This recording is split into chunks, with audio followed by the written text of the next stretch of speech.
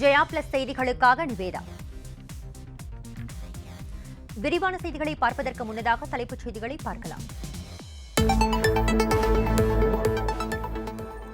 Debit மற்றும் credit அட்டைகளை ஏதுமின்றி யுபிஐ வசதியை பயன்படுத்தி அனைத்து வங்கி ஏடிஎம்களிலும் பணம் எடுக்கும் வசதி விரைவில் அறிமுகப்படுத்தப்படும் என ஆர்பிஐ அறிவிப்பு.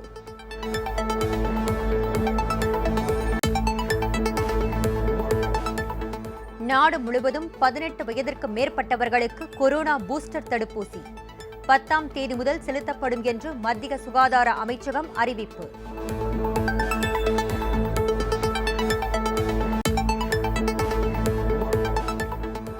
சாத்தான்குளம் தந்தை மகன் கொடூரமாக கொலை செய்யப்பட்ட வழக்கு சார்பு ஆய்வாளர் ரகு கணேசன் ஜாமீன் மனுவை ஒத்திவைத்தது உயர்நீதிமன்ற மதுரை கிளை.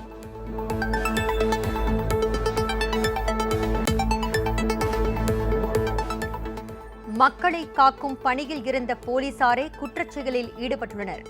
இரட்டை கொலை வழக்கில் முக்கிய குற்றவாளியான ரகு கணேஷுக்கு ஜாமீன் வழங்கக்கூடாது என சிபிஐ எதிர்ப்பு.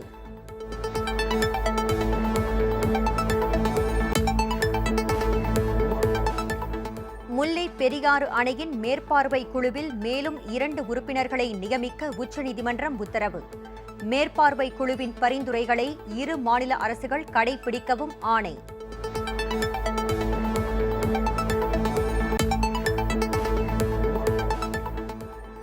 அமமுக பொதுச் செயலாளர் டிடிவி தினகரனுக்கு எதிரான அவதூறு வழக்கு ரத்து.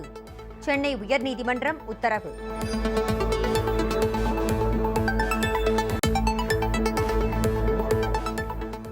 ஒலிம்பிக் போட்டிகளை வெற்றிகரமாக நடத்தியதன் மூலம் உலக அரங்கில் சீனாவின் மதிப்பு அதிகரிப்பு. அதிபர் ஜி ஜின்பிங் பெருமிதம்.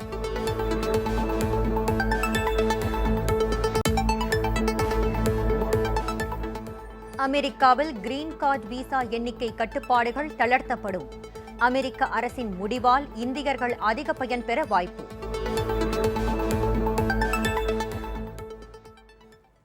இனி விரிவான செய்திகளை பார்க்கலாம். ஏடிஎம் மையங்களில் டெபிட் மற்றும் கிரெடிட் கார்டுகள் இல்லாமல் பணம் எடுக்கும் வசதி விரைவில் அறிமுகப்படுத்தப்படும் என மத்திய ரிசர்வ் வங்கி ஆளுநர் திரு சக்திகாந்த தாஸ் தெரிவித்தார். மத்திய ரிசர்வ் வங்கியின் நிதிக் கொள்கை ஆய்வுக் கூட்டம் இன்று நடைபெற்றது. இதில் பேசிய ரிசர்வ் வங்கி ஆளுநர் திரு சக்திகாந்த தாஸ், ஏடிஎம் மையங்களில் டெபிட் மற்றும் கிரெடிட் கார்டுகள் இல்லாமல் பணம் எடுக்கும் வசதி சில வங்கிகள் மட்டும் கடைபிடிப்பதாகவும், இதனை நாடு முழுவதும் அனைத்து வங்கிகள் மற்றும் ஏடிஎம் மையங்களிலும் விரைவில் அறிமுகம் செய்யப்படும் என்றும் தெரிவித்தார். டெபிட் மற்றும் கிரெடிட் கார்டுகள் இல்லாமல் யுபிஐ ஐடி மூலம் வங்கிகள் மற்றும் ஏடிஎம் மையங்களில் வாடிக்கையாளர்கள் பணம் எடுக்க முடியும் என அவர் குறிப்பிட்டார். இதன் மூலம் ஏடிஎம் மையங்களில் நடைபெறும் முறைகேடுகள் மற்றும் வாடிக்கையாளர்கள் பணத்தை எடுக்கும் சம்பவங்கள் தவிர்க்க முடியும் என்றும் திரு சக்திகாந்த தாஸ் உறுதிபட தெரிவித்தார்.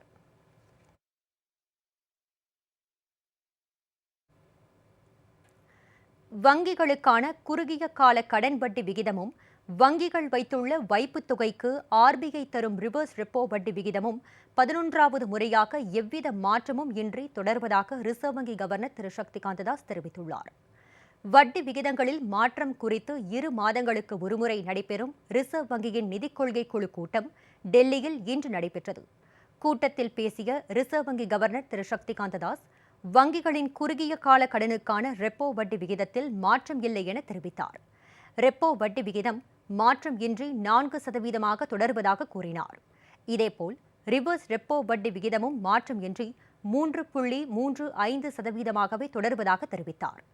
வீடு மற்றும் வாகனங்களுக்கான கடன் வட்டி விகிதங்களில் மாற்றம் செய்யப்படவில்லை என்றும் திரு சக்திகாந்த தாஸ் குறிப்பிட்டார். கொரோனாவின் பிடியில் இருந்து மீண்டு வந்த உலக பொருளாதாரம் ரஷ்யா யுக்ரைன் போரால் கடுமையாக பாதிக்கப்பட்டுள்ளதாக சுட்டிக்காட்டிய அவர், இந்தியாவில் பணவீக்கம் அதிகரித்து வருவது கவலை அளிப்பதாகவும் குறிப்பிட்டார்.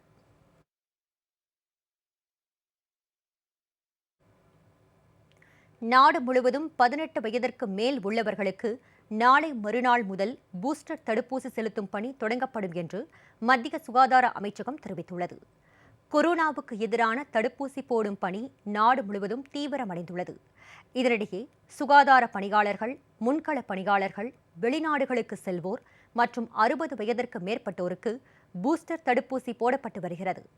இதனிடையே 18 வயதிற்கு மேற்பட்டோருக்கு பூஸ்டர் தடுப்பூசி போடுவதற்காக ஆய்வுகள் நடத்தப்பட்டு அரசுக்கு அறிக்கை சமர்ப்பிக்கப்பட்டன. இந்நிலையில் நாடு முழுவதும் 18 வயதிற்கு மேல் உள்ளவர்களுக்கு நாளை மறுநாள் முதல் பூஸ்டர் தடுப்பூசி செலுத்தும் பணி தொடங்கும் என மத்திய சுகாதார அமைச்சகம் தெரிவித்துள்ளது. இது தொடர்பாக தகவல் வெளியிட்டுள்ள மத்திய சுகாதார அமைச்சகம், 18 வயதிற்கு மேற்பட்டோர் கொரோனா 2வது தடுப்பூசி செலுத்தி 9 மாதங்கள் நிறைவடைந்தவர்கள் பூஸ்டர் தடுப்பூசி போடலாம் என தெரிவிக்கப்பட்டுள்ளது.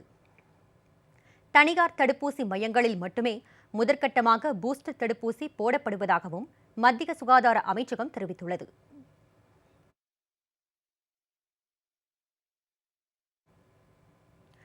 முல்லை பெரியாறு அணையின் மேற்பார்வை குழுவில் தமிழகம் மற்றும் கேரளாவைச் சேர்ந்த தலா ஒருவர் என மேலும் 2 உறுப்பினர்களை நியமிக்க உச்சநீதிமன்றம் உத்தரவிட்டுள்ளது. முல்லை பெரியாறு வழக்கில் அணை உறுதியாக இல்லை என்றும் அணையின் பாதுகாப்பை ஆய்வு செய்ய சர்வதேச நிபுணர்கள் அடங்கிய சுதந்திரமான ஆய்வுக்குழு அமைக்கப்பட வேண்டும் என்றும் உச்சநீதிமன்றத்தில் 2 புதிய மனுக்களை கேரள அரசு தாக்கல் செய்தது.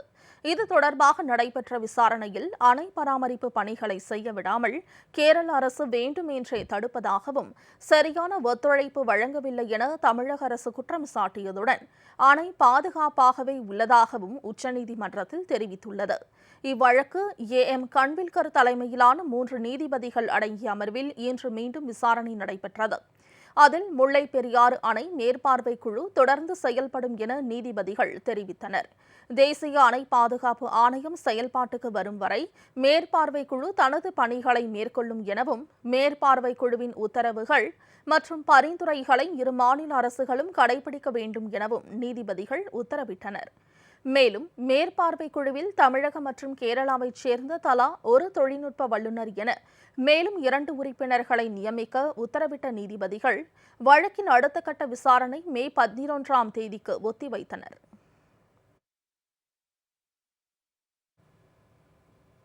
யுக்ரைனில் இருந்து நாடு திரும்பிய மாணவர்கள் இந்தியாவில் மட்டுமில்லாமல் வெளிநாடுகளிலும் கல்வியை தொடர அனைத்து உதவிகளையும் தமிழக அரசு மேற்கொள்ளும் என சுகாதாரத்துறை அமைச்சர் திரு மா. சுப்பிரமணியன் தெரிவித்தார். யுக்ரைனில் இருந்து நாடு திரும்பிய மாணவர்கள் தொடர்ந்து தமிழக மருத்துவக் கல்லூரிகள் கல்வியை தொடர நடவடிக்கை எடுக்கக் கோரி சட்டமன்றத்தில் கவன ஈர்ப்பு தீர்மானம் கொண்டுவரப்பட்டது. இதற்கு பதிலளித்து பேசிய தமிழக சுகாதாரத்துறை அமைச்சர் திரு மா. சுப்பிரமணியன், யுக்ரைனில் இருந்து நாடு திரும்பிய மாணவர்கள் இந்தியாவில் மட்டுமில்லாமல் அதே பாடத்திட்டம் உள்ள வெளிநாடுகளிலும் கல்வியை தொடர அனைத்து உதவிகளையும் தமிழக அரசு மேற்கொள்ளும் என உறுதியளித்தார். இது தொடர்பாக பேசிய மத்திய வெளியுறவுத்துறை அமைச்சகத்துடன் ஆலோசனை நடத்தி வருவதாகவும் அவர் குறிப்பிட்டார்.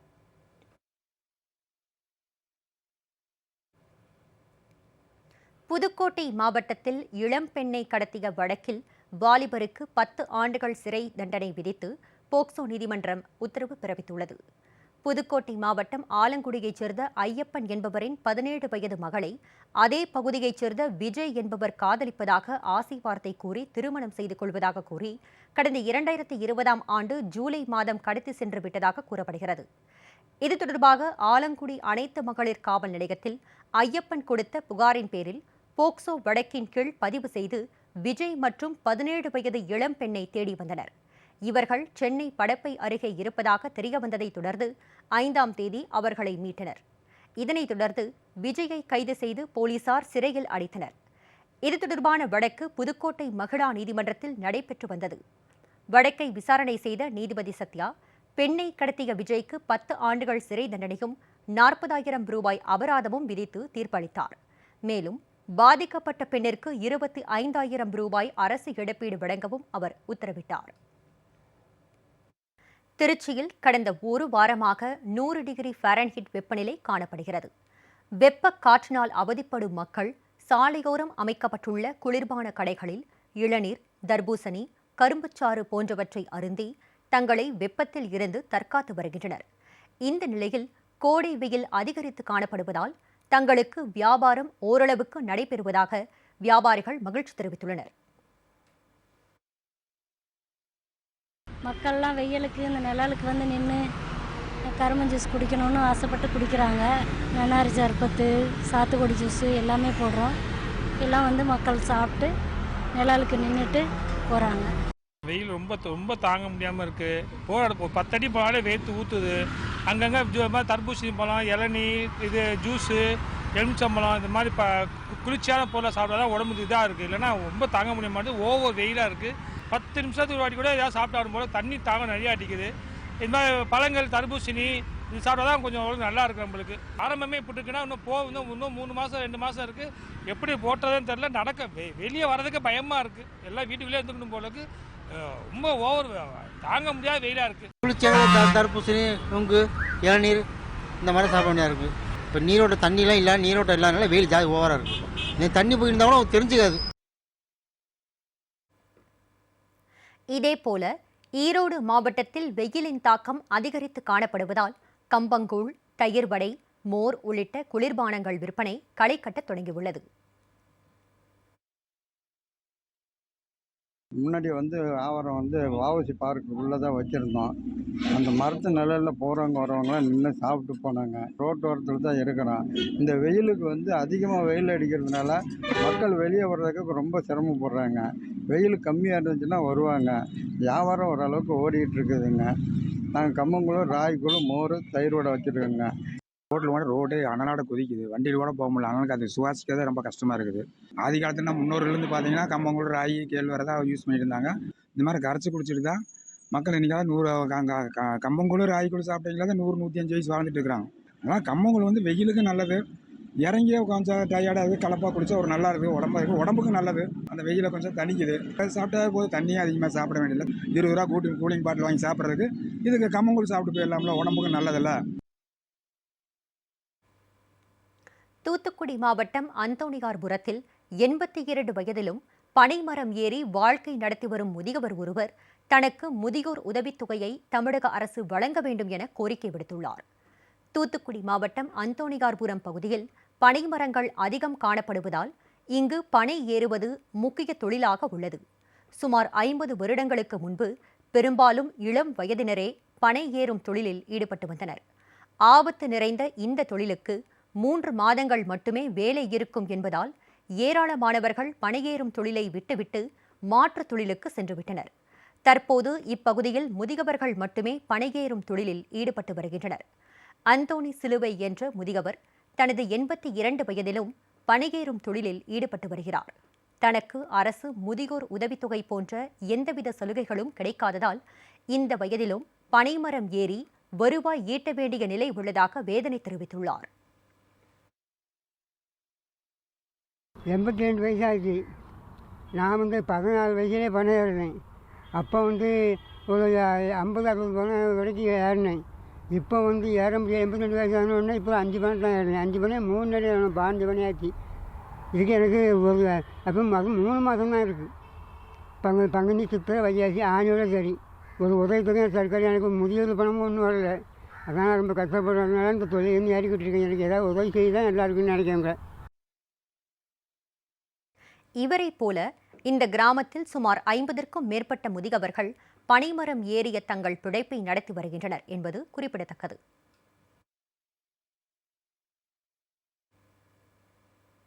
புதுச்சேரி மாநிலம் வில்லியனூரில் தலையில் கல்லை தூக்கி போட்டு முதியவர் கொலை செய்யப்பட்ட சம்பவம் பரபரப்பை ஏற்படுத்தியுள்ளது.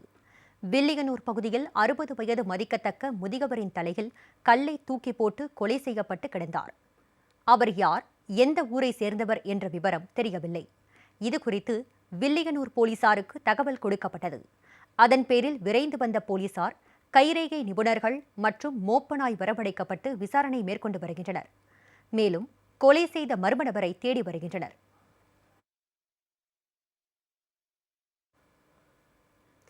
பாரதிதாசன் பல்கலைக்கழகத்திற்கு உட்பட்ட 9 மாவட்டங்களில் உள்ள கல்லூரிகளின் முன்பு மாணவர்கள் வகுப்புகளை புறக்கணித்து ஆர்ப்பாட்டம் நடத்தினர். திருச்சி காட்டூர் தனலட்சுமி கல்லூரி முன்பு 100க்கும் மேற்பட்ட மாணவர்கள் வகுப்புகளை புறக்கணித்து கண்டன ஆர்ப்பாட்டத்தில் ஈடுபட்டனர். உயர்த்தப்பட்ட தேர்வு கட்டணத்தை திரும்பப் பெறாவிட்டால் பல்கலைக்கழகத்தை முற்றுகையிடும் போராட்டத்தை நடத்தப் போவதாகவும் மாணவர்கள் எச்சரிக்கை விடுத்தனர். திருச்சி பாரதிதாசன் பல்கலைக்கழகத்துக்கு உட்பட்ட அனைத்து கல்லூரிகளையும் இன்னைக்கு தேர்வு கட்டணம்ன்றது உயர்ந்திருக்கு. ஒட்டுமொத்தமாக இந்த கொரோனா காலத்தில் வேலை இல்லாமல் இங்கே இருக்கக்கூடிய மாணவர்கள், ஏழை எளிய மாணவர்கள் கல்வி நிலைய வளாகங்களில் படிச்சுக்கிட்டு மதியான நேரத்தில் வேலைக்கு போயிட்டு இருக்காங்க. வெறும் 50 ரூபாய் இருந்ததை இந்த பல்கலைக்கழக நிர்வாகம் 150 ரூபாயாக 3 மடங்கு ஏற்றிருக்கு. அது மட்டும் இல்லாமல் மதிப்பெண் சான்றிதழுக்கு தனியாக 500 ரூபாய் இந்த பல்கலைக்கழக நிர்வாகம் வசூல் பண்ணுது. இந்த போராட்டம் வெறும் துவக்கம் தான். அடுத்ததாக இந்த யூனிவர்சிட்டி நிர்வாகம் இந்த ஃபீஸை குறைக்கலைன்னா பல்கலைக்கழகத்தை ஆயிரக்கணக்கான மாணவர்களை திரட்டி இந்திய மாணவர் சங்கம் முற்றுகையிடுன்றதை தெரிவிச்சுக்கிறோம். பருவநிலை மாற்றம் குறித்து கன்னியாகுமரி முதல் காஷ்மீர் வரை நடைப்பயணம் மேற்கொள்ளும் பெங்களூரைச் சேர்ந்த இளைஞருக்கு நெல்லையில் உற்சாக வரவேற்பு அளிக்கப்பட்டது. கர்நாடக மாநிலம் பெங்களூரைச் சேர்ந்த ஆஷிஷ் குமார் என்ற பட்டதாரி இளைஞர் பருவநிலை மாற்றத்தால் ஏற்படும் பாதிப்புகள் குறித்தும் பூமியை காக்க வலியுறுத்தியும் கன்னியாகுமரி முதல் காஷ்மீர் வரை நடைப்பயணம் மேற்கொண்டுள்ளார். நெல்லை மாவட்டம் வள்ளியூர் வழியாக வந்த அவர் அருகில் உள்ள பள்ளிகளில் மாணவர்களுக்கு விழிப்புணர்வை ஏற்படுத்தினார். மேலும் 6 மாத காலம் இந்த நடைப்பயணத்தை மேற்கொள்ள இருப்பதாகவும் 5200 கிலோமீட்டர் தூரம் நடந்தே செல்வதாகவும் அவர் தெரிவித்தார்.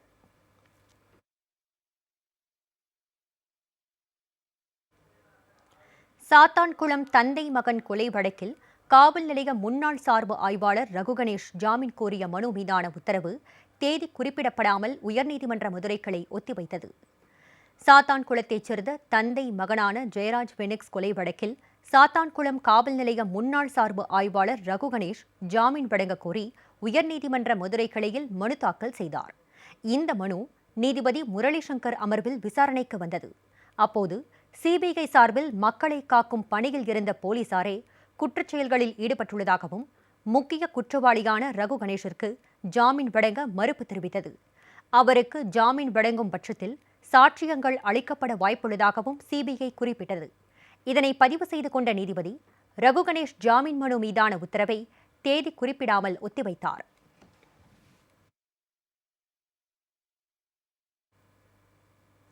ஊதிய உயர்வு பிரச்சினையால் தவித்து வரும் கன்னியாகுமரி மாவட்ட ரப்பர் தோட்ட தொழிலாளர்கள் இது தொடர்பான பேச்சுவார்த்தையை உடனடியாக தொடங்க வேண்டுமென வலியுறுத்தி ஒருநாள் வேலைநிறுத்த போராட்டத்தில் ஈடுபட்டனர்.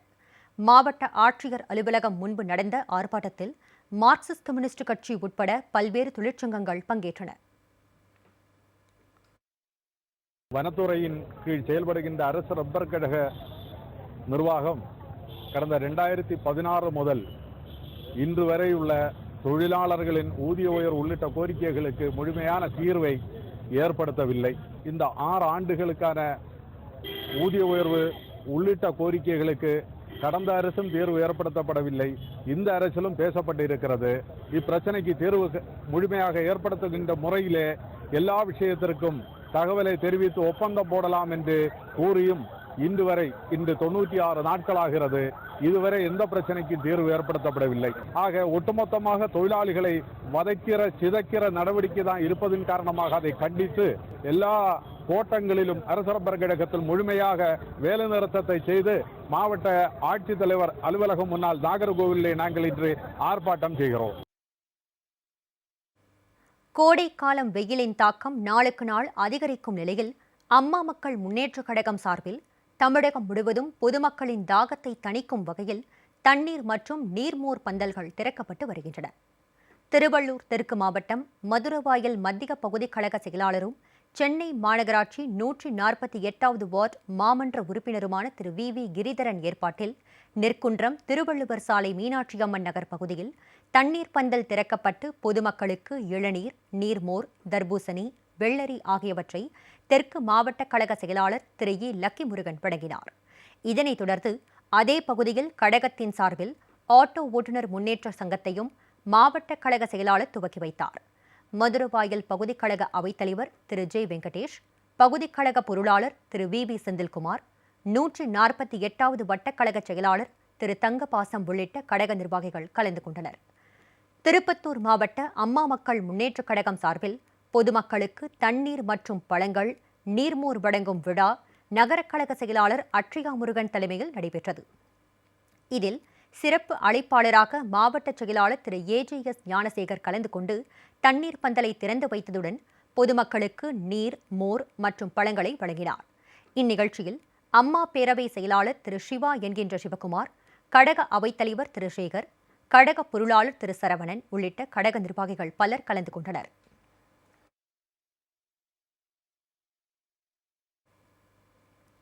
3 மாவட்டத்தைச் சேர்ந்த கல்லூரி மாணவர்களின் உயர்கல்விக்கான ஆலோசனை குறித்த கருத்தரங்கு காரைக்குடி அழகப்பா பல்கலைக்கழகத்தில் நடைபெற்றது.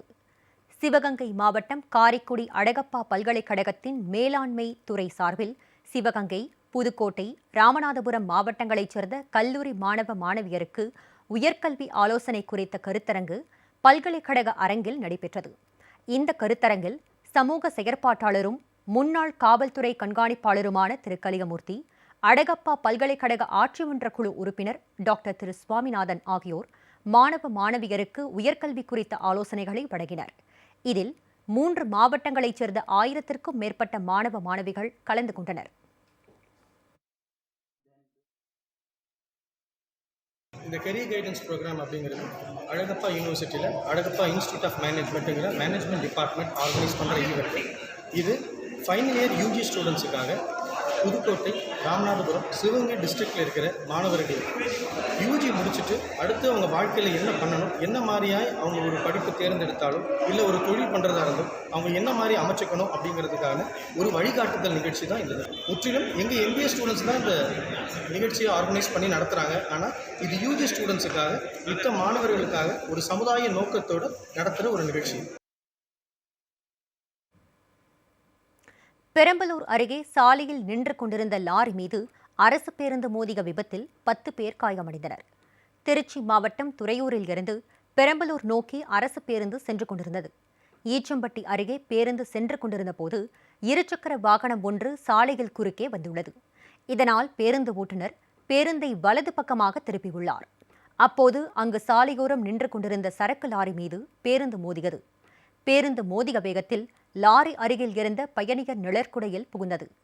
இந்த விபத்தில் பேருந்தில் பயணம் செய்த ஓட்டுநர் உட்பட 10க்கும் மேற்பட்டோர் காயமடைந்தனர். காயமடைந்த பயணிகள் அனைவரும் 108 ஆம்புலன்ஸ் மூலம் பெரம்பலூர் மாவட்ட அரசு தலைமை மருத்துவமனையில் சிகிச்சைக்காக அனுமதிக்கப்பட்டனர். மேலும் விபத்து குறித்து பெரம்பலூர் போலீசார் விசாரணை மேற்கொண்டு வருகின்றனர்.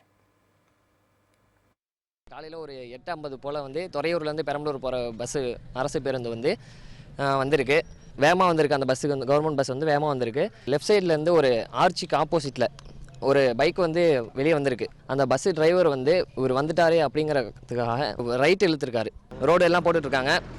அந்த ரோட்டு போட்டுட்ருக்க இடத்துக்கு ஒரு நிழல் கூட ஒன்று கட்டிகிட்ருக்காங்க. அந்த பஸ்ஸு அந்த லாரியில் அவர் மேலே அந்த பைக்கில் வந்தார்ல அவர் மேலே மோதிடக்கூடாதுன்ட்டு இந்த மாதிரி ரைட்டில் இழுத்துருக்காங்க. வேகமாக நின்றுட்டு இருந்த லாரியில் பஸ் இடித்தனால பஸ்ஸில் பிரேக்லாம் கட் ஆகி 6-7 பேருக்கு அடிபட்டிருக்கு. அந்த கண்ணாடி கிழிச்சதுனால ஒரு 6-7 பேருக்கு அடிபட்டிருக்கு. அந்த லாரிக்கு முன்னாடி ஒரு பைக் இருந்துச்சு, அந்த பைக்கு கொஞ்சம் அடிபட்டிருக்கு. பல்கலைக்கழக தேர்வு கட்டணத்தை தமிழக அரசின் உயர்கல்வித்துறை பன்மடங்கு உயர்த்தி இருப்பதை கண்டித்து திருவாரூர் மாவட்டம் மன்னார்குடியில் அரசு கல்லூரி மாணவ மாணவியர்கள் வகுப்புகளை புறக்கணித்து ஆர்ப்பாட்டத்தில் ஈடுபட்டனர். காவிரி டெல்டா மாவட்டங்களை உள்ளடக்கிய திருச்சி பாரதிதாசன் பல்கலைக்கழகத்திற்கு உட்பட்ட கல்லூரிகளில் ஏழை எளிய குடும்பங்களைச் சேர்ந்த 2 லட்சத்திற்கும் மேற்பட்ட மாணவ மாணவியர்கள் கல்வி பயின்று வருகின்றனர். திமுக அரசின் உயர்கல்வித்துறை பல்கலைக்கழகங்களின் தேர்வு கட்டணத்தை பன்மடங்கு உயர்த்தியிருப்பதை கண்டித்து திருவாரூர், தஞ்சை, நாகை மாவட்டங்களில் உள்ள அரசு கல்லூரி மாணவ மாணவியர்கள் தொடர் போராட்டங்களில் ஈடுபட்டு வருகின்றனர். இதன் ஒரு பகுதியாக மன்னார்குடி ராஜகோபால சுவாமி அரசு கல்லூரி மாணவ மாணவியர்கள் வகுப்புகளை புறக்கணித்து கல்லூரி வாயிலை முற்றுகையிட்டு திமுக அரசுக்கு எதிராக முழக்கங்களை எழுப்பி கண்டன ஆர்ப்பாட்டத்தில் ஈடுபட்டனர். செய்திகளை தொடர்ந்து பார்க்கலாம். ஒரு சிறிய இடைவெளிக்கு பிறகு